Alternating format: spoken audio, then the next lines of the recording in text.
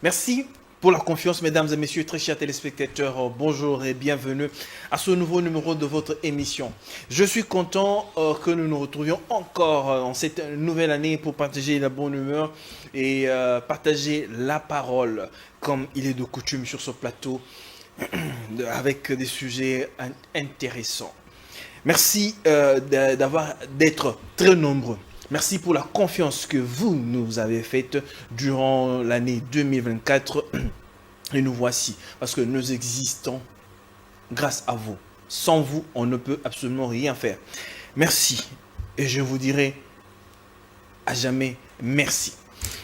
Meilleurs vœux à vous tous qui nous suivez. Vous êtes partout où vous nous suivez. Vous accordez une attention à ce que nous sommes en train de faire. Nos vœux le meilleur. Aujourd'hui, nous allons parler. Je reçois deux invités. Il y a quelqu'un qui m'a écrit, oh, nous sommes un peu fatigués. Quand j'ai lu le message, j'ai lu le commentaire, la personne a dit, nous sommes un peu fatigués avec vos émissions de monologue. Mais ça arrive de fois que nous ayons des émissions de monologue et puis des débats, quoi. Donc voilà, je reçois deux hommes des dieux, le frère Yoel Kassa et le frère Trésor Ipantois. Je ne sais pas si j'ai très bien prononcé. Voilà, Ipantois. Alors, avec eux, nous allons devoir partager. Nous allons devoir apporter la lumière sur un sujet, sur la parole. Mon tout premier invité, c'est le frère Trésor, à qui j'ai dit bonjour et bienvenue, frère Trésor. Bonjour, monsieur Jules, frère Jules. Je parie que vous allez bien et meilleurs vœux. Merci pareillement. Nous sommes très contents d'être là sur votre plateau. Et je salue aussi mon co-débatteur. D'ailleurs, je vous présente aussi mes vœux. Je présente mes vœux à tous ceux qui nous suivent. Je voulais profiter de votre tribune. Je le fais rapidement, papa. Très bien, il n'y a pas de problème. Vous allez m'aider en tout cas. Parce que depuis pratiquement le mois de décembre, j'avais reçu un message pour les amis de pratiquement l'ensemble du message. Il y a une photo que le prophète William Marion Branham avait utilisée de son temps. Ok. Que vous présentiez d'abord. Ok. Merci. Merci beaucoup. Alors, je reçois le frère Yoel qui dit bonjour et bienvenue, le frère Yoel. Bonjour, merci pour l'honneur de nous inviter dans votre première sortie de l'année, je pense. Meilleurs vœux donc à vous et à tous ceux qui nous suivent dans le monde et tous qui croient au vrai message de l'heure.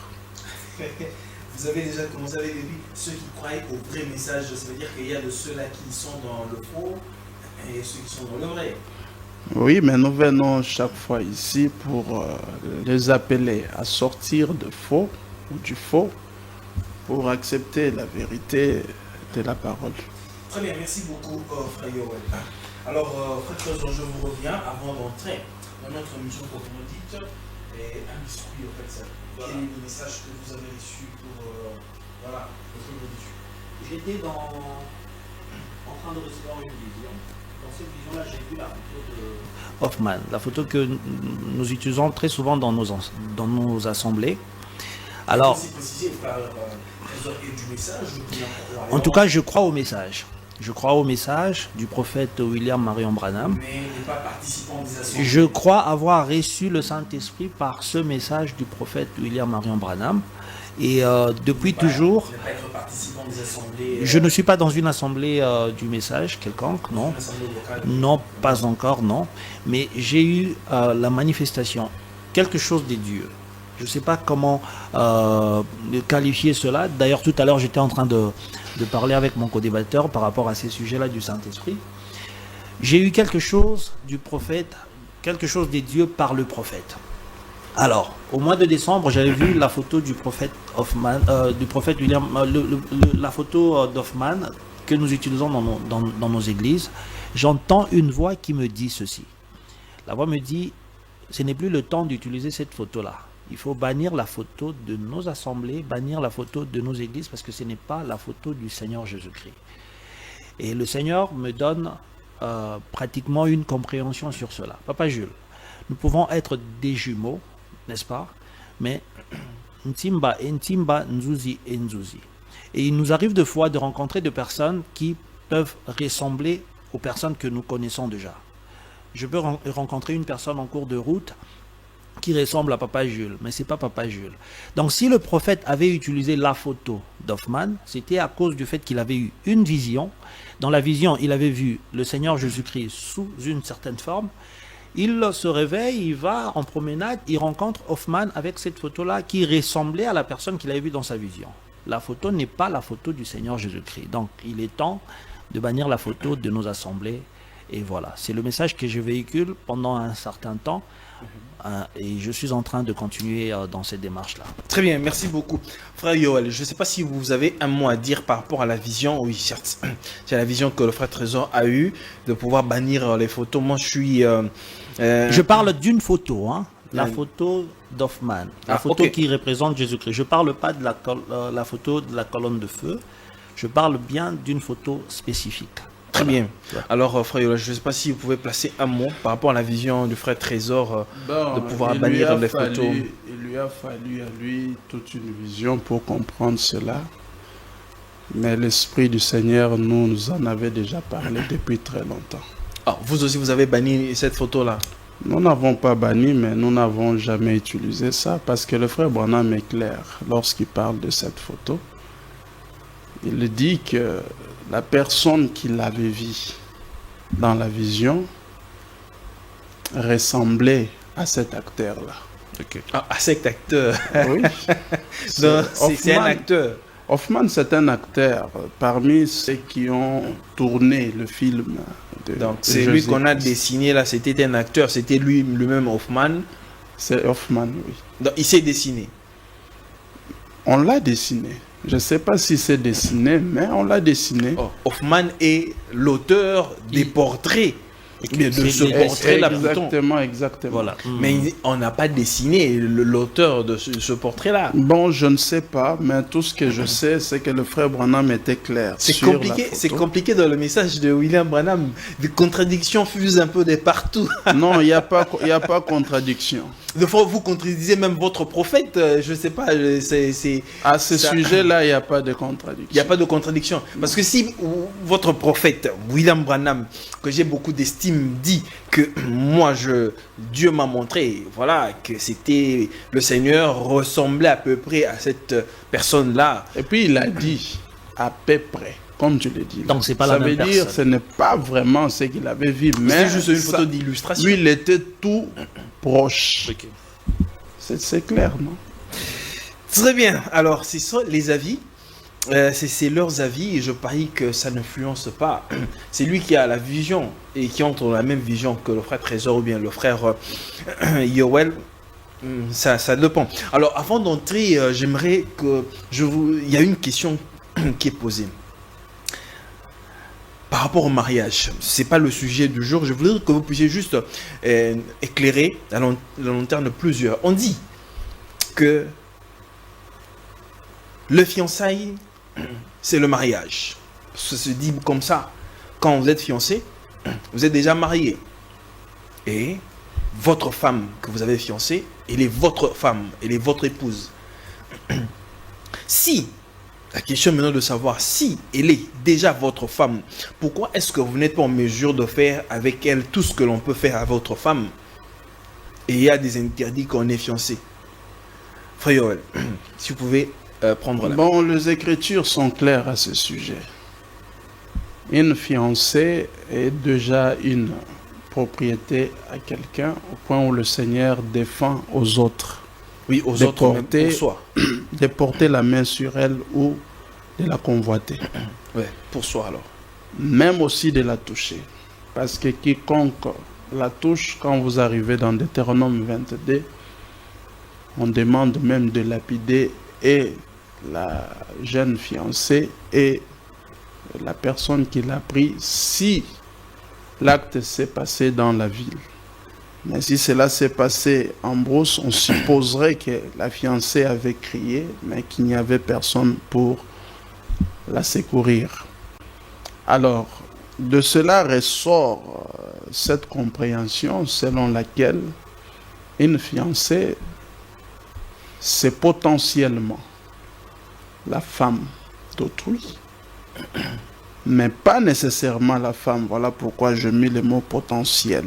Ah voilà, il fallait Parce peut-être que- qu'il y ait cette nuance-là. Parce que le fiançailles peut être brisé et que la femme peut devenir, celle qui était fiancée, la jeune fille peut devenir la femme de quelqu'un d'autre. Ok, on peut aussi dire une future potentielle ou encore une future Potentielle ou une future femme de quelqu'un. femme. Très bien. Alors frère, En tout Trésor, cas, vous je avez partage, quelque je chose? partage l'avis de mon co-débatteur, Papa Joël. Donc, je crois que dans le fiançailles, c'est dans le processus. C'est-à-dire, dans le processus, nous nous engageons vers le mariage. Ok. Alors, c'est l'étape qui vient juste avant que le mariage soit réellement conclu. Elle n'est pas intégralement votre épouse, votre femme. Non, vous n'avez pas le droit de faire tout avec elle. Alors- Elle est potentiellement, éventuellement, comme Et ceux le qui co-débatteur disent le dit. que quand vous êtes fiancé, c'est votre femme. Donc ça veut dire que c'est Cela voudrait dire a que été erroné. elle est cette personne que vous avez proposée, la personne sur laquelle vous avez fixé l'œil pour l'amener éventuellement jusqu'au mariage. Ah, ok. Donc voilà. Très bien. Cette décision-là peut aller jusqu'au mariage.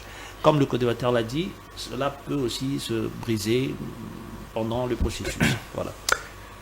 Très bien. Alors, nous ouvrons notre émission, mesdames et messieurs. Partagez le lien, likez. Et vous qui nous suivez, merci. Nous parlons aujourd'hui sur une volonté. Nous voulons découvrir et savoir s'il y a une disposition scripturaire, qui dit la Bible par rapport à cette question, qui fait couler beaucoup d'encre, beaucoup de sa vie, depuis de lustres. On n'arrive toujours pas à se départager par rapport à la question. Chaque personne essaye de tirer le drap de son côté, mais que la Bible tranche s'il y a une disposition biblique. Nous allons parler de la polygamie. La polygamie est-elle biblique? Ou encore ce sont les hommes qui sont venus l'imposer? La polygamie est une volonté parfaite de Dieu ou encore une volonté permissive? Frère Trésor, je Merci commence par beaucoup, vous, merci par beaucoup, rapport à la frère polygamie. Voilà. Alors, comment concevez-vous la polygamie? Est-ce la polygamie est-elle permise dans les Saintes Écritures? Est une volonté parfaite de Dieu ou encore une volonté permissive de Dieu? Vous avez Je 5 crois minutes. que nous devons situer éventuellement cette polygamie dans l'écriture ou dans la parole de Dieu. Au commencement, la Bible nous dit que Dieu créa Adam et Ève. Et Dieu avait placé Adam et Ève dans le jardin. En ces temps-là, il n'y avait pas de la polygamie. En ces temps-là, il y avait juste un homme et une seule femme. Mais Papa Jules, figurez-vous qu'après la chute de l'homme a entraîné éventuellement la séparation de l'homme avec Dieu. Vous voyez? Après la chute, il s'est manifesté éventuellement que l'homme est devenu polygame. Mais nous voyons cette polygamie premièrement dans la lignée de Caïn. C'est le mec qui est, selon la Bible, en tout cas comme nous lisons, nous voyons que c'est le mec qui est le premier polygame, de manière scripturaire. Alors, cela s'aperçoit aussi par la suite. Ça veut dire dans la descendance d'Adam, après Seth et tout, nous voyons par exemple Abraham et tout, nous voyons Jacob, la polygamie chez David et puis chez Salomon et puis ainsi de suite. Mais cette polygamie se manifeste après la chute de l'humanité. Et la polygamie ne pourra pas être prise seule, sans être prise après avec l'inceste. Parce que souvenez-vous, l'inceste aussi s'est manifesté au milieu de la création. Ça veut dire que les hommes se sont mariés avec les membres de leur famille. Prenons par exemple l'exemple de Caïn. Caïn qui devait prendre certainement une femme parmi ses sœurs. Et de la même manière, Seth qui était dans la descendance d'Adam, pouvait aussi prendre une femme, mais où? Au milieu de ses sœurs. il y a Jacob. Jacob qui est allé d'ailleurs prendre les filles de son oncle, Rachel et Léa. Ça veut dire, il était polygame, mais il était aussi dans l'inceste. Alors, ici, nous comprenons quelque chose. Nous comprenons que dans la parole de Dieu, la polygamie intervient dans la volonté permissive. Vous voyez? Cela voudrait dire quoi? Nous avons quitté le plan originel des dieux, nous chutons dans quelque chose qui n'a ni tête ni queue. Mais Dieu, dans le souci de ramener l'homme à lui, parce que souvenez-vous, même la reproduction qui se fait aujourd'hui par le moyen du sexe, permettez-moi de le citer ainsi, c'est dans la volonté permissive des dieux. Parce que les enfants que nous mettons au monde, ces enfants-là ne sont pas enfants des dieux. Non, papa, ces enfants-là sont nés, tel que le dit la parole de Dieu dans le livre de Jean 1, ils sont nés selon la volonté de l'homme, ils sont nés du sang, ils sont nés de la chair. Pour être enfants des dieux, nous sommes appelés à naître de l'esprit. Donc, la polygamie ne peut pas aller seule. La polygamie ira alors avec l'inceste. La polygamie ira avec tout ce qu'il y a tout autour, c'est-à-dire l'inceste et tout. Si aujourd'hui, nous voulons vivre dans la polygamie, eh bien, nous serons alors obligés de suivre cette polygamie qui avait été vécue en ces temps-là, où nos aïeux prenaient les membres de leur famille dans la polygamie. Cela est vraiment inacceptable. Frère Trésor, dans une minute vous allez chuter. Oui. Pourquoi alors, si le Seigneur, peut-être que vous dites la polygamie, voilà, elle est contre nature et c'est une volonté permissive de Dieu, pourquoi le Seigneur, le Dieu Elohim, n'y s'y est pas Opposé. Et quand David, quand Abraham, quand je ne sais pas moi, Salomon prenaient des femmes comme ça. Mais souvenez-vous que Dieu est venu trouver Abraham dans une relation incestueuse. Dieu n'a pas interdit à Abraham de prendre Saraï. Dieu a même béni Saraï pour que Saraï ait un enfant, le fils de la promesse, Isaac. Dieu a permis des choses dans l'Ancien Testament, éventuellement dans la volonté permissive, parce que c'est de cela qu'il s'agit, pour que l'homme arrive jusqu'au niveau de Christ. Parce que quand nous atteignons Christ, maintenant là, nous avons la possibilité d'être sauvés. Vous voyez, l'homme qui croit au Seigneur Jésus-Christ reçoit du Seigneur Jésus-Christ l'Esprit, et alors il est conduit, non pas selon les caprices, parce que Dieu ne pouvait pas châtier l'homme à cause de la polygamie, ou encore à cause de l'inceste, parce que les hommes devaient se multiplier. Chutez pas. Voilà. Donc là, nous sommes dans l'Ancien Testament, où Dieu regarde le monde comme quelque chose qui est séparé de lui. L'homme est dans une perdition, mais Dieu cherche les voies et moyens pour revenir vers l'homme, pour sauver l'homme. Donc aujourd'hui, parler de la polygamie comme une doctrine quelconque, je crois vraiment que cela n'est pas assez correct. Parce que là, nous sommes vraiment dans une volonté permissive des dieux. Nous devrions plutôt chercher la volonté parfaite. Très bien. C'est vrai que même pour, je vous ai dit, pour la reproduction, par exemple, de l'homme, même dans la monogamie, nous ne sommes pas... Même la monogamie a perdu de son sens depuis le jardin d'Éden, à cause du péché d'Adam et Ève. Même la monogamie a été vidée d'une bonne partie de sa substance. Très bien, merci beaucoup, frère Trésor. Merci beaucoup. Alors, frère Yoel, question. La polygamie, une volonté permissive, mais une volonté parfaite de Dieu? Répondez-moi, oui ou non? Je suis d'abord reconnaissant au Seigneur du fait que le frère, en se présentant, lui-même, il a dit qu'il est de nulle part.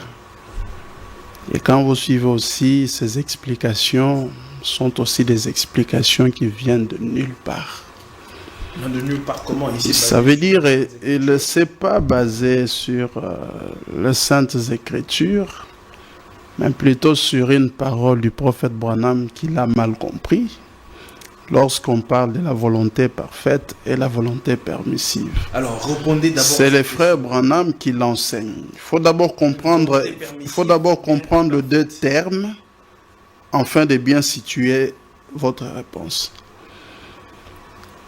Quand le frère Branham enseigne sur la volonté permissive, il montre qu'il s'agit des choses que les hommes cherchent à tout prix et que le Seigneur finit par leur accorder à base de le réclamer.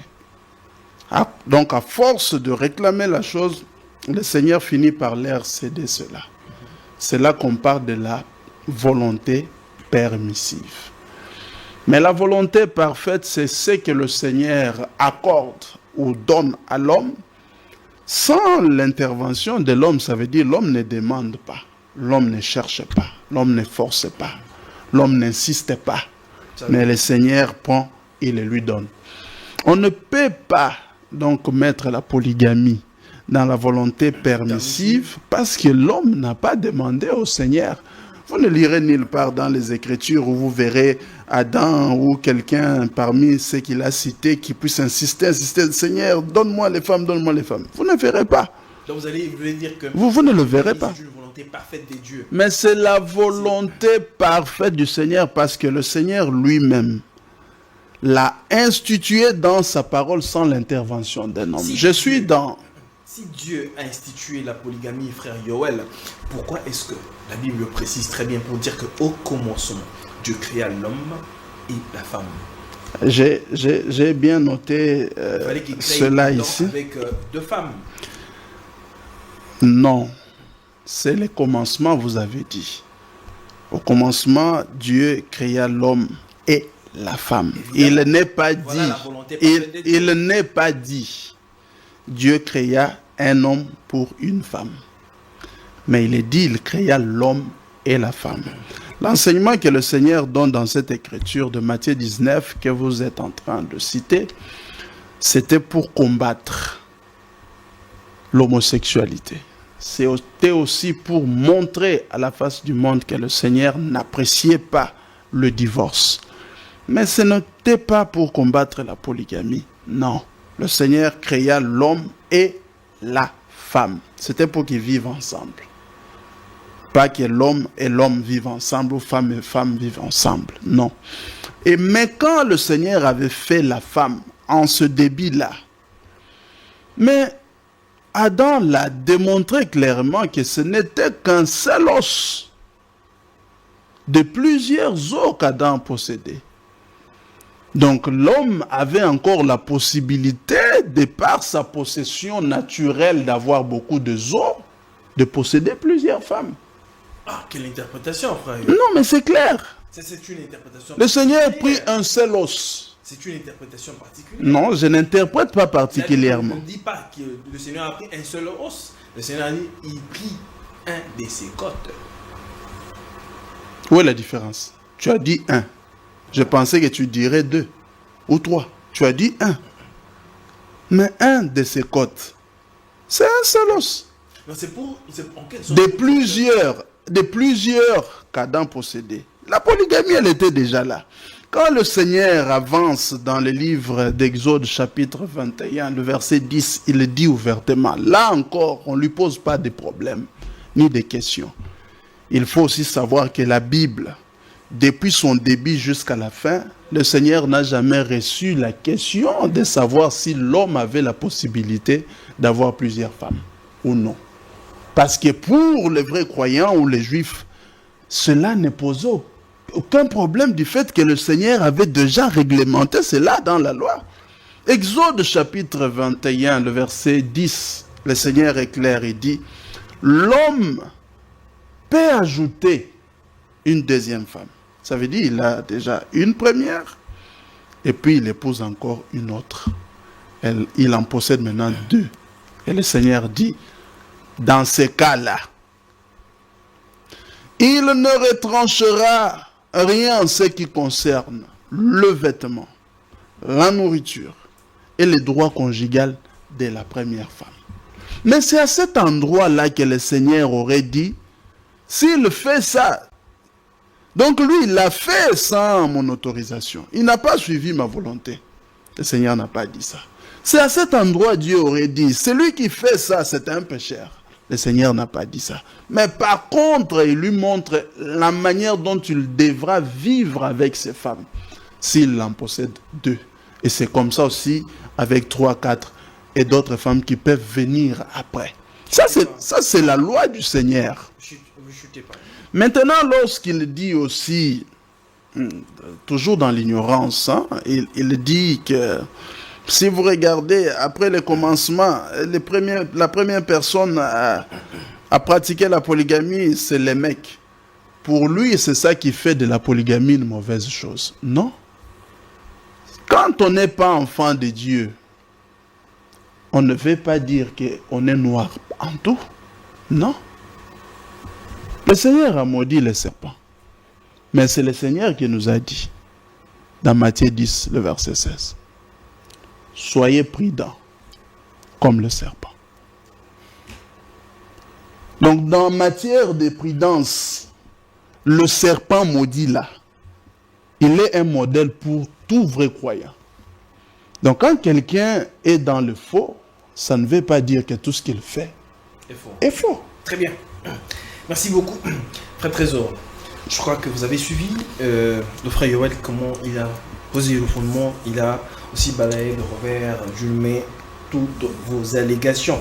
Il dit que c'est Dieu qui donne les femmes aux hommes. Parce qu'Abraham n'était pas allé chercher les femmes de lui-même. C'est Dieu qui l'a permis ainsi. Ça veut dire, en quelque sorte, c'est Dieu qui octroie les femmes aux gens. Il dit que quand on a créé Adam, c'était une partie, Dieu pouvait sortir comme ça autant d'Ève dans Adam. Je croyais que le frère Yoel allait balayer éventuellement, mais je me dis qu'il ne l'a pas fait vraiment comme il fallait, parce que j'ai soulevé des points aussi assez importants. J'ai parlé de l'inceste qui était lié à la polygamie. Okay. J'ai dit que nous sommes dans la volonté permissive parce que Dieu ne compte pas sur soit la polygamie ou encore la monogamie, n'est-ce pas? Pour que nous soyons réellement soit fils ou filles de Dieu. Non. Mais Dieu nous exhorte, ok? Dieu nous exhorte éventuellement à vivre selon l'esprit. Je voudrais éventuellement ici que Papa Yoel puisse me rencontrer au sujet de l'inceste, par exemple. Ok? Parce que Jacob n'était pas que polygame. Jacob était aussi incestueux. De la même manière que Isaac. Isaac n'était pas polygame, lui, malheureusement. Lui, il était, je ne sais pas s'il faut dire heureusement ou malheureusement, lui, il était juste monogame, mais il était incestueux. Quand Abraham envoie son serviteur aller chercher une femme pour Isaac, ses serviteurs se rendent au niveau d'un puits, quelque part, dans une zone. Ses serviteurs prient le Seigneur. Ils prient le Dieu d'Abraham pour que Dieu puisse envoyer éventuellement une femme qui va remplir certains critères, et cette femme-là sera éventuellement la femme d'Isaac, d'Isaac qui est le fils de son maître. Mais cette femme qui vient, c'est Rebecca. Rebecca est dans la famille d'Abraham. Il est la fille, je crois, elle est la petite fille du frère d'Abraham. Vous voyez, le Seigneur exauce la prière du serviteur, mais en envoyant une femme qui aura un lien avec Isaac, mais ce lien-là sera le lien de l'inceste. Vous voyez? Donc, le Seigneur, là nous sommes dans une volonté permissive. Les hommes ont insisté pour avoir quelque chose, oui, quand il s'agissait d'avoir un roi, les enfants d'Israël. Mais l'homme et la femme sont tombés dans le péché. Ils ont quitté la volonté, ou alors le plan originel des dieux, pour entrer dans quelque chose d'autre, dans un autre cycle.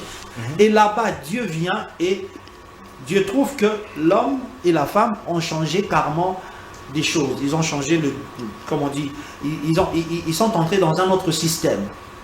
Et Dieu vient pour essayer de sanctionner. Et qui dit que Dieu a réellement dit que maintenant là vous êtes entrés dans un système, voilà, ça sera ainsi.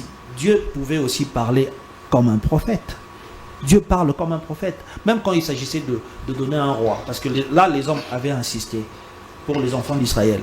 Dieu est venu et a dit, ce roi-là que vous cherchez, vous serez ses esclaves. Il fera ceci, cela, cela. Est-ce que c'était un système que Dieu mettait en place ou c'était un système que les hommes ont cherché éventuellement et ils sont tombés là-dedans parce que finalement Dieu a dit au prophète Nathan, il dit bon, faites ce que le peuple dit.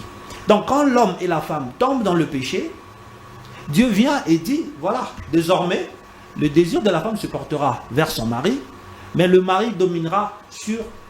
Donc, quelque sorte, la polygamie est la conséquence de la chute de l'homme. C'est la conséquence de la chute. Il y a eu plusieurs conséquences. Il n'y a pas eu que la polygamie. Il y a eu, comment, l'inceste déjà. Il y a eu, comment on appelle ça, l'homosexualité. Ok. Il y a eu beaucoup de choses qui sont venues après la chute de l'homme. C'est pourquoi je dis même la monogamie a été vidée d'une partie de sa substance. Nous allons lire l'apôtre Paul. L'apôtre Paul dit ceci. Voilà un homme qui a l'esprit des dieux, un homme qui est conduit par l'esprit des dieux. Il dit ceci dans le livre de 1 Corinthiens 7. Il dit, pour ce qui concerne ce que vous avez écrit, moi je considère qu'il est bon pour l'homme de ne pas toucher de femme. Mais il dit, lui il considère que c'est bon pour lui de ne pas toucher des femmes. Et puis il avance pour dire, toutefois, à cause de risques d'inconduite sexuelle, que chacun ait sa femme, que chacune ait son mari. Paul ramène même le mariage, le grand mariage, juste à une notion de bonne conduite. Vous imaginez? Il dit, si cela ne dépendait que de lui, et éventuellement nous comprenons que Paul avait certainement une révélation sur le mariage, il prend la décision, lui Paul, par rapport au don qu'il avait reçu du Seigneur, de ne point toucher des femmes, mais il dit, toutefois, pour qu'il n'y ait pas de risque au milieu de vous, que chaque femme ait son mari et que chaque mari ait sa femme. Et il continue pour dire que le mari rende à sa femme ce qu'il lui doit, etc. Ce n'est pas la femme, voilà. Ce n'est pas la femme qui a autorité sur son propre corps, c'est son mari. De même, ce n'est pas le mari qui a autorité sur son propre corps, c'est la femme. Ne vous privez pas l'un de l'autre, etc. Et continue. Mais à la fin, qu'est-ce qu'il dit? À la fin, Paul va même pour dire, il va même montrer ce qui est bon et ce qui est mieux. Il dit, c'est lui qui se marie, fait bien. Mais c'est lui qui ne s'est pas marié, fait mieux pour le Seigneur. Mais tout cela dépend éventuellement du don que vous avez reçu. Il vous invite à comprendre votre nature. Si vous brûlez, éventuellement, mariez-vous. Et éventuellement, quand il parle du mariage ici, même quand il parle de la contenance et tout, il ne dit pas que l'homme a la possibilité de prendre quelqu'un d'autre. Parce qu'à cause de la polygamie, qu'est-ce qui se passe dans la Bible? À cause de la polygamie, il y a quelque part une histoire où un enfant a pris la femme de son papa. Vous voyez? Cette histoire-là revient dans le Nouveau Testament. Mais Rubin aussi avait fait la même chose. La polygamie ouvre beaucoup de brèches et est un danger, pas seulement pour celui qui est polygame, mais aussi pour les enfants qu'il met au monde. Dites-moi aujourd'hui. Là, vous êtes maintenant dans les conséquences de la polygamie, tout ça. Mais en fait, c'est cela. Ça veut dire que je suis en train de prendre cela comme un lot pour démontrer qu'il ne s'agit pas de la polygamie qui avait été manifeste dans l'Ancien Testament, c'est selon la volonté permissive et non selon la volonté parfaite de Dieu. Merci. Merci beaucoup, frère Trésor. Alors, j'aimerais que le frère puisse nous rencontrer peut-être par rapport à l'inceste que j'ai mis ensemble avec la polygamie. Il est en train de noter. Voilà. Je crois qu'il a si noté. Cela sera possible. Alors, frère Yoel, la polygamie est la conséquence, comme le frère Trésor l'a dit, de la chute. C'est parce que l'homme est tombé dans le jardin d'Éden et que la polygamie a été introduite d'une certaine façon. Et comme je reviens encore, le frère a mentionné qu'il y a eu l'inceste, il y a eu l'homosexualité et tant de choses. C'est que vous affirmez que c'est une volonté parfaite de Dieu. C'est comme si quand vous dites la chute de l'homme dans le jardin d'Éden était aussi une volonté parfaite de Dieu, en quelque sorte. Vous avez la parole à 5 minutes, frère. Et rencontrez aussi le frère Trésor. Si possible. J'ai bien noté ce qu'il a dit. Mais si vous avez suivi tout comme moi, vous comprendrez qu'il ne contredit pas. Ça veut dire c'est un homme d'abord qui m'accompagne. Il est d'accord avec ce que je dis et il a seulement des questions auxquelles je dois répondre. Et je lui réponds. Je suis en train de vous poser des questions et vous répondez à et je suis en train de répondre. Quand il parle de ce que la polygamie s'accompagne avec de l'inceste, non, ce n'est pas la polygamie qui a accompagné l'inceste. Parce qu'Abraham, notre père, quand il voulut avoir une seconde femme, il avait déjà une femme, Sarah. C'est celle-là qui constituait l'inceste. Mais quand il voulut épouser une deuxième, il ne voulut même pas. C'est Sarah, sa femme, qui lui a dit: prends Agar, ma servante, pour femme. Il faut le dire aussi. Agar n'était pas... épousé Agar. Non, attendez, laissez-moi d'abord terminer ma pensée. Servante d'Abraham. Laissez-moi d'abord terminer ma pensée. L'écriture est claire. Agar a été donnée à Abraham pour Évidemment. femme. Voilà. Pour femme. C'est l'écriture. Genèse 16. C'était aussi. C'est l'écriture. C'est l'écriture, oui, certes. Mais c'était en connivence avec Sarah. D'ailleurs, Sarah, c'était une proposition de Sarah. Mais laissez-moi terminer. Très bien. Je suis d'accord avec vous. C'était une proposition de Sarah. Entre Agar et Sarah, celle qui constituait l'inceste, c'était par contre Sarah et non pas Agar. Abraham ne voulait pas prendre.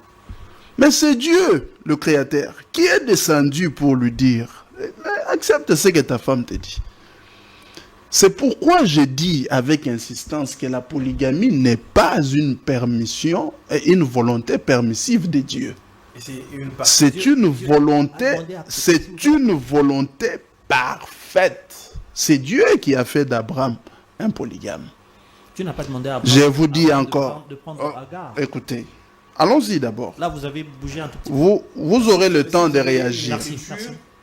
Vous aurez le temps de réagir. Laissez-moi avancer. Il ne faut pas avancer Laissez-moi avancer parce qu'il aura le temps. Quand lui parle, moi je suis tranquille. Merci. Oui, non, le frère Trésor garde. D'accord. Alors laissez-moi parler. Si j'ai fauté, il va me reprendre. Il n'y a pas de problème. Donnez-nous les Écritures. Parce que alors, je continue encore. Les chrétiens de Béry qui vérifient toujours les Écritures. C'était pour lui montrer que sa déclaration est fausse. Mais il y a quoi? Il y a eu un temps où le peuple a vécu sans loi. Mais lorsque la loi est venue, le Seigneur a réglementé toutes ces choses-là. Mais il n'a pas réglementé contre la polygamie. Au temps de la loi, quand vous prenez maintenant Lévitique 18, c'est le Seigneur qui réglemente les unions de mariage entre les hommes. C'est là que le Seigneur a mis un terme à ce qu'on appelle mariage d'inceste. Et à la fin de cette écriture, le Seigneur dit bien: mettez en pratique ce que je vous ai dit ici. Alors que cela constitue le contraire de ce que vous faisiez déjà avant. Donc le Seigneur était conscient. Il savait qu'ils ont pratiqué l'inceste, mais le temps était venu où il a mis fin à ça. Vous ne verrez nulle part où le Seigneur ait mis fin à la polygamie. Ça n'existait pas. Vous arrivez dans Nombre chapitre 31.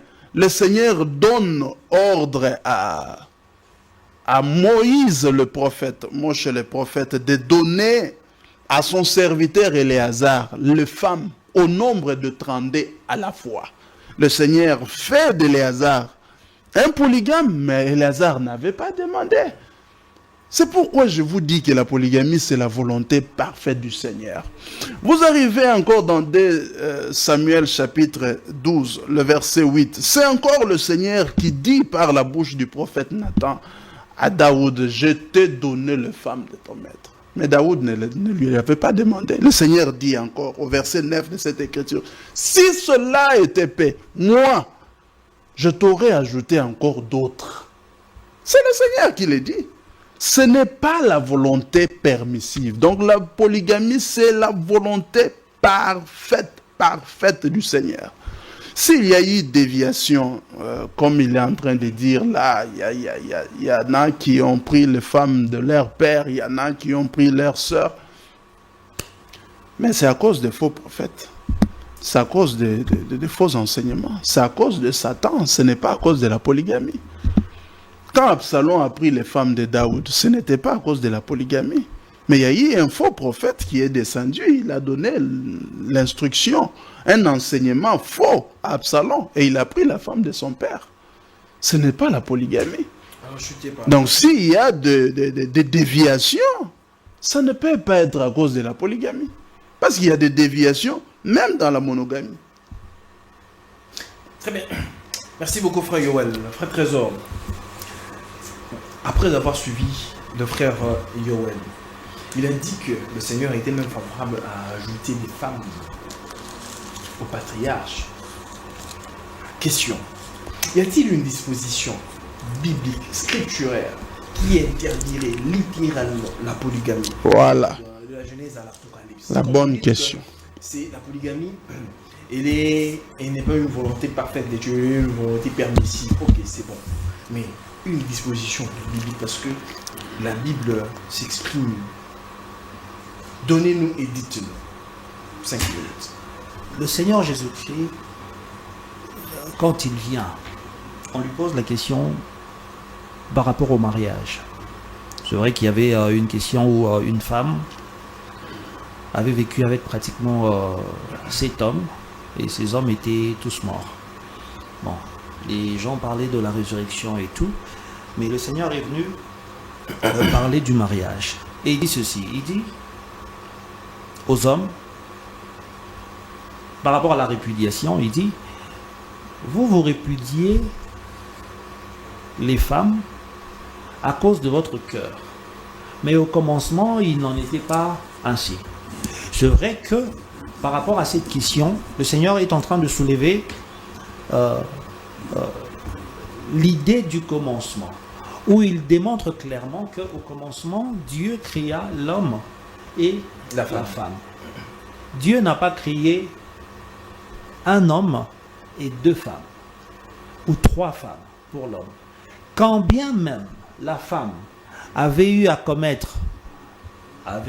conduire l'homme dans le péché, mais Adam, lui, n'avait pas répudié sa femme. Adam n'avait pas répudié sa femme. L'idée principale, éventuellement, c'est celle-là, où l'homme vit avec sa femme. Ils sont à 2, ils ne sont plus une seule, ils ne sont plus 2, mais en fait, ils sont devenus une seule chair. Ok? S'il faut trouver dans la Bible un passage qui démontre clairement que la polygamie est mauvaise, c'est vrai. Vous n'allez pas trouver cela. Mais vous allez voir que tout au long si on de l'évolution. Non, c'est là où vous direz, en fait, quelque chose tout à l'heure au début de l'émission, j'ai eu à manifester, à donner une vision. Depuis que les hommes ont commencé, par exemple, à utiliser, je prends cet exemple-là, à utiliser la photo d'Hoffman dans leurs églises, n'est-ce pas? N'est-ce pas que ce sont les hommes qui ont pris la décision d'utiliser cette photo-là? Et quand bien même le prophète pouvait chérir la photo au début, parce que la photo avait une ressemblance avec l'image qu'il avait vue dans la vision, mais vous voyez qu'à un certain moment donné, le Seigneur vient pour dire que maintenant là, ce n'est plus le temps. C'est-à-dire que l'homme peut s'engager sur quelque chose, et il n'y a pas que ça. Depuis que par exemple, les hommes en Israël, par exemple, les hommes ont choisi de prendre les rois et à évoluer avec le roi. Dieu n'a pas changé cela. Cela demeure jusqu'aujourd'hui. D'ailleurs, il y a le mode d'élection qui continue aujourd'hui. Mais en fait, l'idée principale, c'est celui où l'homme comprend finalement que, avec la vie spirituelle ne nous donne pas la possibilité de vivre avec plusieurs femmes. Parce que l'exemple est celui de Paul. Paul dit ceci. Paul dit, il est convenable, il est bien pour l'homme de ne point, il dit de ne point toucher des femmes. Mais pour éviter l'inconduite sexuelle, que chaque homme ait sa femme. Et puis, quand il dit sa femme, il parle pas de plusieurs femmes, il parle d'une femme.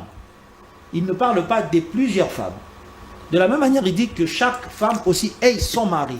Il ne parle pas de plusieurs hommes, il parle juste d'un seul homme. Donc, je crois qu'en lisant juste ces passages, nous pouvons nous rendre compte qu'il s'agit éventuellement d'une permission pour la monogamie et non pour la polygamie. Et aussi d'ailleurs, si je prends le passage de la parole de Dieu qui dit « Il est convenable à un homme », bon ça c'est éventuellement pour les évêques, mais il est convenable à un évêque d'avoir une seule femme. Pourquoi ? La Bible ne dit pas pourquoi, mais la Bible nous montre clairement qu'il s'agit là d'une relation beaucoup plus saine que d'être dans une polygamie qui est une ouverture beaucoup plus grande et difficile à l'homme de pouvoir gérer au fil de temps. Donc voilà un peu ce que j'étais en train de penser par rapport à... Très bien. Merci beaucoup, Frère Trésor. Nous chutons tout doucement, vers la fin de notre émission. Mais Frère Yoel, la Bible dit dans Genèse, c'est pourquoi l'homme quittera son père et sa mère et s'attachera à sa femme. Nous connaissons tous la nature de ça comme pronom possessif. Voilà, merci de m'avoir complété. À sa femme. Il n'est pas dit à ses femmes. Il y a un homme des dieux qui dit la polygamie est une vie de cochon. Je ne sais pas moi si vous le savez très bien. Il n'a jamais dit cela. Répondez à la question. Genèse, l'homme qui mais tu as déjà donné l'enseignement là-dessus. Lorsque l'Écriture parle de sa femme, c'est la même Écriture aussi qui est récitée dans 1 Corinthiens 7, le verset 2e, où le frère faisait la lecture. Il n'est pas la question d'un déterminant. Oh, il n'est pas une question là d'un déterminant. Oui. Il est question de quoi alors? Il est question d'une possession. Parce que ça n'est pas un article pour déterminer le nombre qu'un homme doit nécessairement avoir. Non. Mais c'est un adjectif possessif. C'est un adjectif, c'est une possession voilà. qui est définie dans cette écriture-là. Un homme peut avoir plusieurs femmes, mais il faut que chacune de ces femmes-là soit ses propres femmes.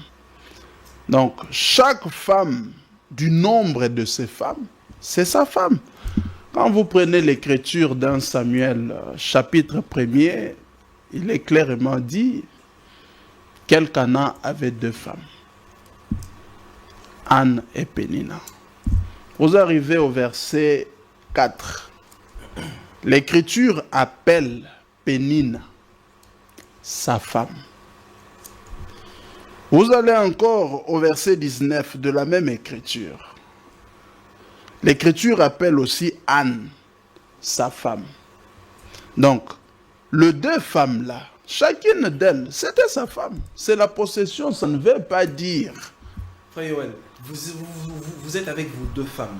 Prenons un exemple, vous êtes avec vos 2 femmes. Oui. Vous rencontrez quelqu'un qui vous pose des questions. Frère, qui sont-elles? La personne ignore. Qui sont-elles? Et quelle sera votre réponse? Qui sont-elles? Ce sont mes femmes. Ah, voilà. Mais si il veut savoir, attends. Vous n'allez pas dire que c'est ma femme. Je peux le dire. Je peux le dire. Vous me posez la question. Elles sont à 2. Oui. C'est ma femme. Je peux le dire. Mes femmes ou bien ma femme? Je réponds. C'est une question. Ouais. Je réponds. Vous me posez la question, je suis là avec mes 2 femmes. Vous me posez la question, qui sont-elles? Je vous dis, ça c'est ma femme. Ça aussi c'est ma femme. Je peux le dire. Je n'ai contredit en rien. Je peux vous dire, ça c'est ma première femme, et je vous dis, ça c'est ma deuxième femme. Je peux aussi vous dire, ça c'est ma femme, et je vous dis, ça c'est aussi ma femme. C'est la même chose, c'est la possession, ça ne détermine pas. Donc quand quelqu'un dit, ceci m'appartient. Il ne veut pas dire qu'il n'a que ça. Ça, c'est ma Bible. Mais je n'ai pas que ça comme Bible. Frère Colomo, je vous salue. Je vous salue là où vous êtes. Ça, c'est ma Bible. Mais je n'ai pas que ça comme Bible. Celle que j'ai mise, c'est ma veste. Mais je n'ai pas que ça comme veste. Donc ça veut dire que l'appartenance, c'est pas par rapport à la chose qu'on possède. On peut en avoir plusieurs, mais seulement parce que c'est une chose, ça fait comme une certaine appartenance. Exactement. Et quand lui-même il dit déjà, parce qu'il l'a dit, que si vous cherchez dans la Bible, ça veut dire qu'il a déjà cherché. Si vous cherchez dans la Bible ici, là où la Bible parle contre la polygamie, vous n'en trouverez pas. Mais qui es-tu pour parler alors contre la polygamie? Mais c'est ça l'esprit antichrist. Ah, c'est ça l'esprit antichrist. Mais oui. S'opposer à la polygamie. S'opposer à la parole du Seigneur. Mais c'est ça l'esprit antichrist. Quand le Seigneur Jésus est venu, est-ce que le Seigneur Jésus a fait mention à la polygamie, il a prêché la polygamie d'une certaine façon? Oui, et promouvoir la polygamie. Et il a prêché la polygamie. Non, je parle en termes de promouvoir, comme vous le faites aujourd'hui. Il a prêché la polygamie. A-t-il promu la polygamie comme vous le faites Il a prêché la polygamie. Il a dit, mais le royaume des cieux que vous voyez là, nous nous battons ici, c'est pour partir où? C'est pour partir au ciel. Il a dit, mais ça ne ressemble ni au célibat, ni à la monogamie. Mais ça ressemble à la polygamie. 10 vierges sortir pour entendre un seul époux. Au milieu de la nuit, cet homme-là épouse à la fois 5 femmes. Frère Trésor, pas Jules. C'est le Seigneur qui enseigne ça. Vous ne trouvez pas que le frère Yoel a parfaitement raison? 10 vierges, 5 pour un seul époux. Le frère Yoel... Et vous a pris dans votre pauvre piège. Il n'y a aucune description, disposition biblique qui interdirait la polygamie d'une certaine façon et aussi par rapport à l'appartenance. Il a dit que quand j'ai une femme, c'est ma femme. Et vous n'avez pas que cette chemise. Vous en avez autant de chemises chez vous à la maison. Mais quand vous êtes, c'est à qui? C'est ma chemise, frère Trésor. Le frère Yoel m'a rejoint ici pour lire 1 Corinthiens 7, qui dit que le mari, non c'est ici, voilà, toutefois à cause de risque d'inconduite, que chacun ait sa femme, que chacune ait son mari. Il n'y a pas que chacun ait sa femme, il y a aussi que chacune ait son mari. S'il faut dire, je ne voudrais pas rejoindre totalement ce qui se fait dans le monde. Il a parlé de l'esprit antéchrist.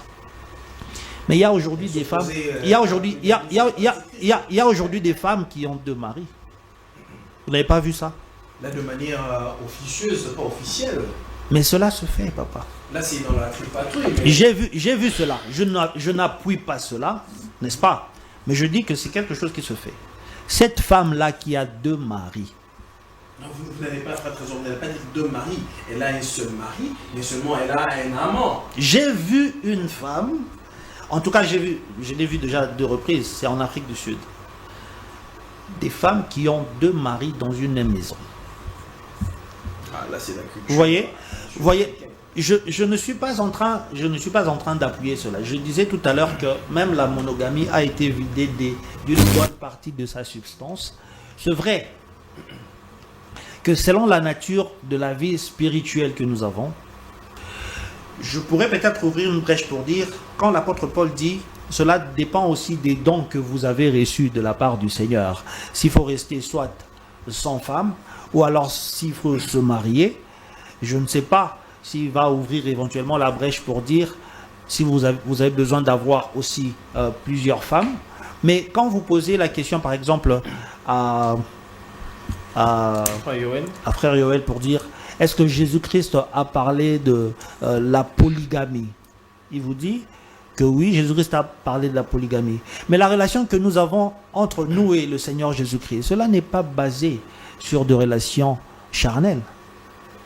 Non, c'est une vie spirituelle que nous partageons avec le Seigneur. Pour preuve, le Seigneur est venu sur la terre tout en étant humain et n'avait pris aucune femme. Aucune femme, même pas 2. Mais nous autres, nous accaparons éventuellement, nous avons la nature humaine. Nous partageons et la nature humaine, mais aussi cette dimension spirituelle.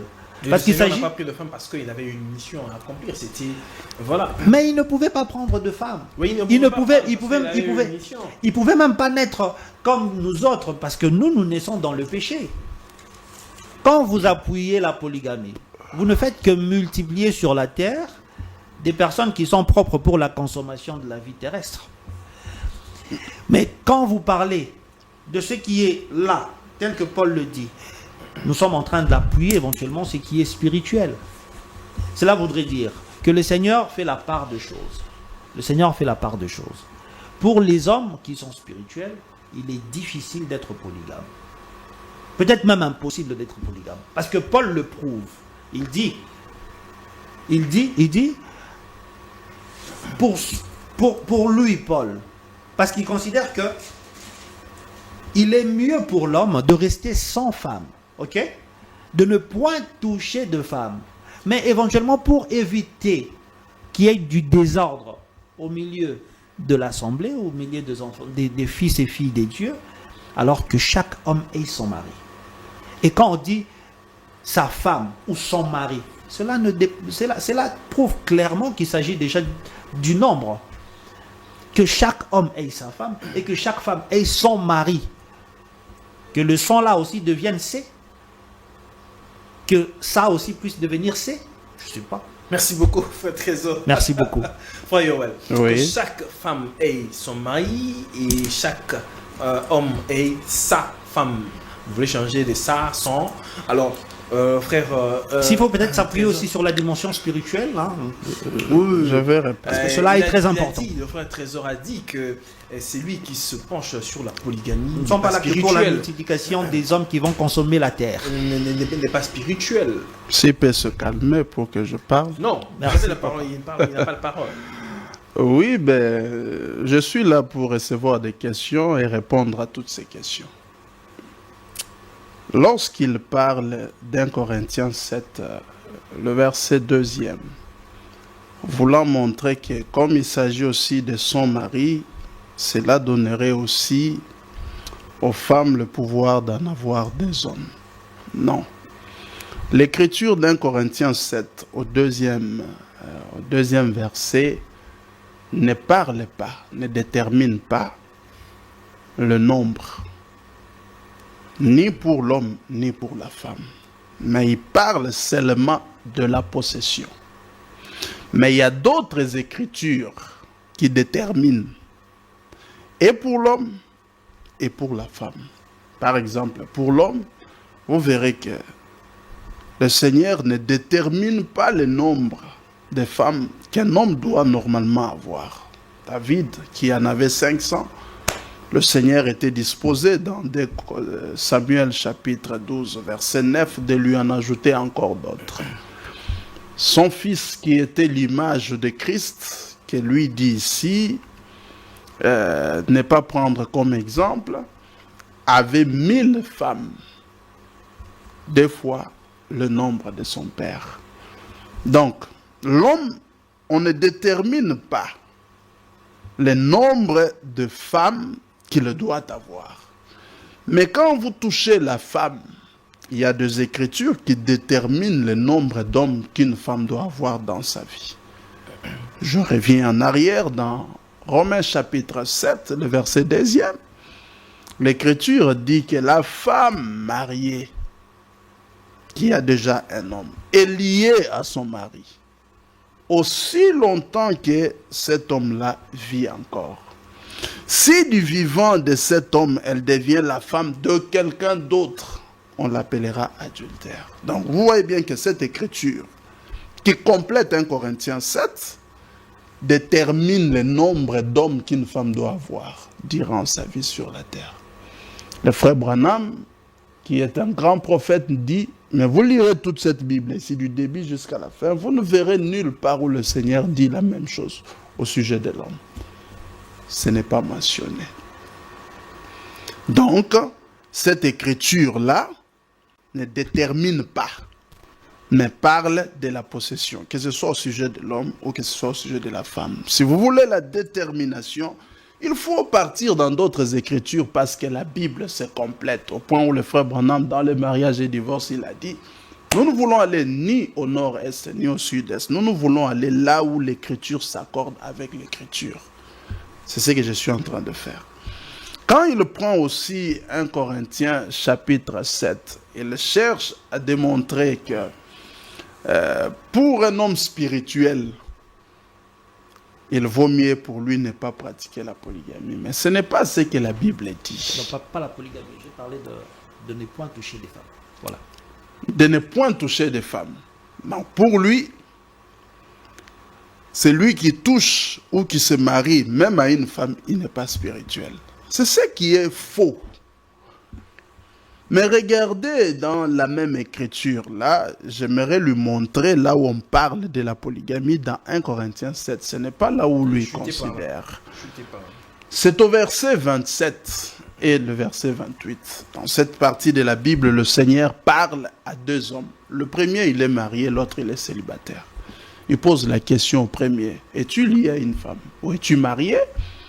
Alors, ne cherche pas à la renvoyer. L'écriture ne dit pas, ne cherche pas à ajouter une autre. Non, on dit non, ne cherche pas à la répudier.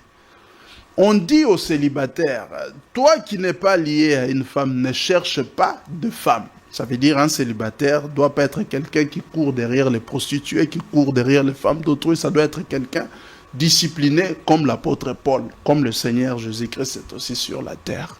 Mais le verset 28, il conclut pour l'aider. Et il dit, mais si toutefois tu te maries, tu ne commets point de péché. Mais le célibataire, là, quand il se marie, ça peut être sa première femme. Mais c'est lui qui était déjà marié. Quand il se marie, ça peut être sa deuxième, ça peut être sa troisième. Paul dit, tu ne commets aucun péché parce que le péché, c'est la transgression de la loi. Et il n'y a aucune loi qui est brisée. Lui, c'est sorti de sa propre bouche lorsqu'un homme épouse plusieurs femmes. Il n'y a aucune loi qui est brisée. Et plus bas, il dit encore, et lorsque la jeune fille se marie, elle ne commet pas non plus de péché. Mais sans dire avec qui cette jeune fille-là se marie. Peut-être la jeune fille se marie avec les célibataires, peut-être il se marie avec un homme qui est déjà marié. Elle aussi, elle ne commet point de péché. C'est l'écriture. Très bien. Nous avons fini, mesdames et messieurs. Alors, 30 secondes, frère Trésor. Vous chutez par là. Merci beaucoup. Papa Joël n'a pas lu correctement le verset 28. Allez-y.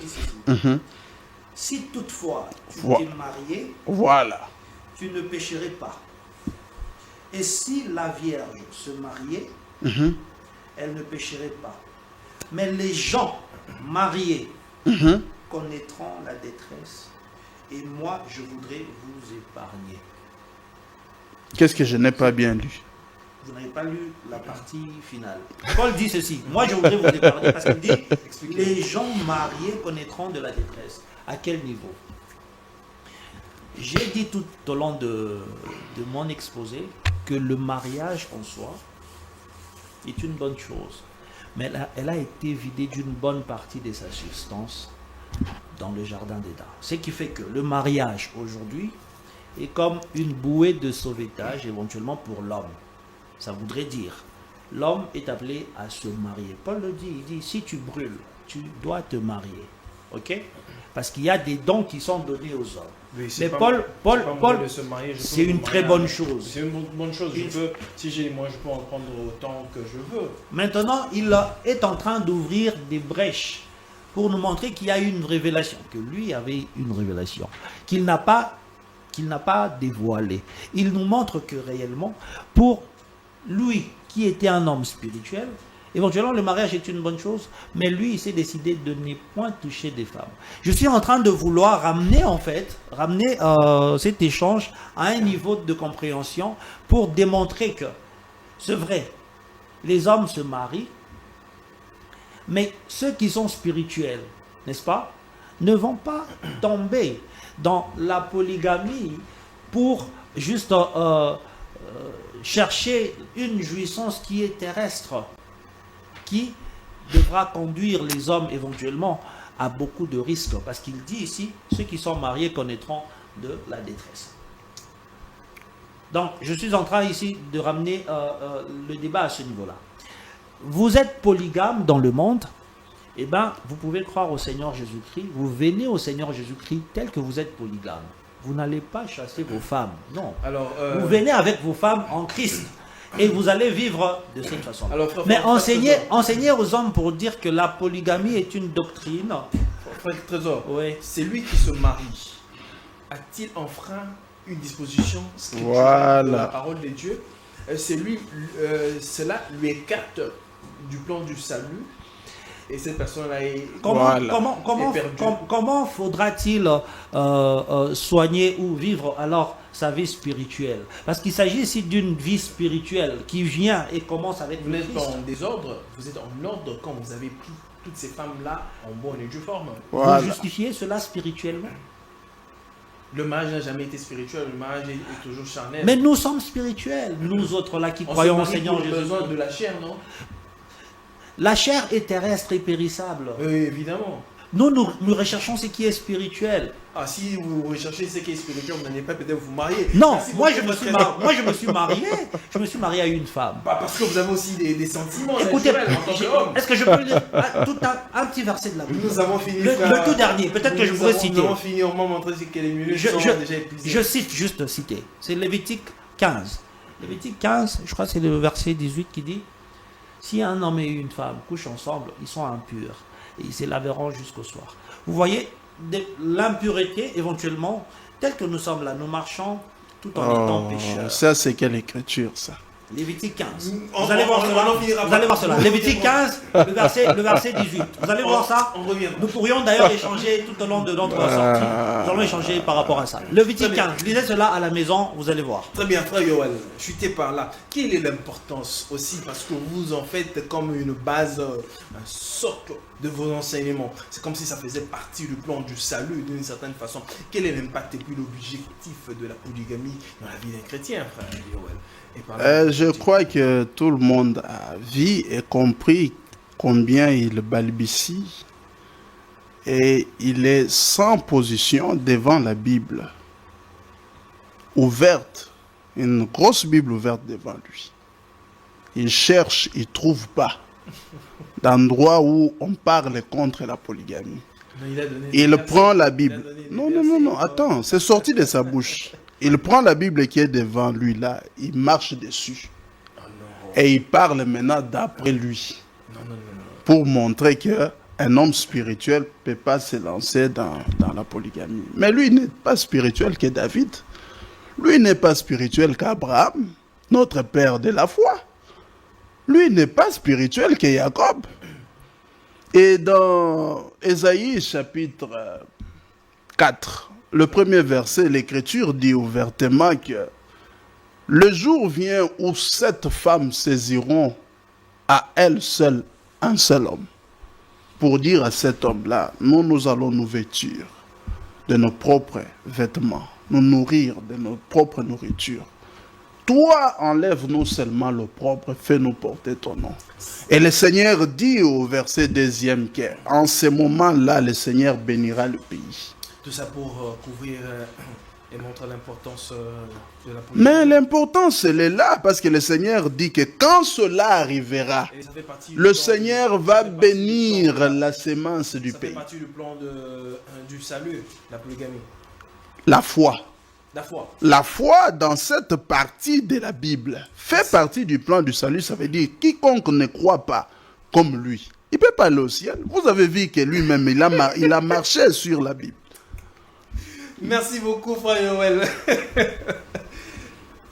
Dan Zeng, si tu ne crois pas, tu es hors la volonté du Seigneur. Vous tous qui ne croyez pas selon la parole de Dieu. Dété, si tu ne crois pas, tu n'es pas dans la volonté. Il faut ajouter. Non, ce n'est pas qu'il faut ajouter. La polygamie n'est pas obligatoire. Ah, elle n'est pas obligatoire. Elle n'est pas obligatoire. Ah, pourquoi vous enseignez au Dieu de la chair que les gens doivent... Mais nous enseignons parce que nous avons vu qu'il y a des esprits, comme celui de monsieur, de frère Trésor en face de moi ici, qui lui-même voit que Ce n'est pas biblique ce qu'il dit, mais il est dit quand Quel même. est cet apôtre-là dans la Bible qui a enseigné sur la polygamie? Ah, mais je vous ai donné l'apôtre Paul. Non, l'enseignement. Je vous ai donné l'apôtre Paul. Dans le sens de promouvoir la polygamie. il faut Mais se marier. Paul a dit, si toutefois tu te maries, et toutes les fois où tu te maries, Merci tu n'es beaucoup. combien point de péché? Merci beaucoup. Mesdames et messieurs, c'en est fini pour ce numéro. On se retrouve très prochainement. Que la paix soit avec vous et que Dieu vous bénisse. Au revoir.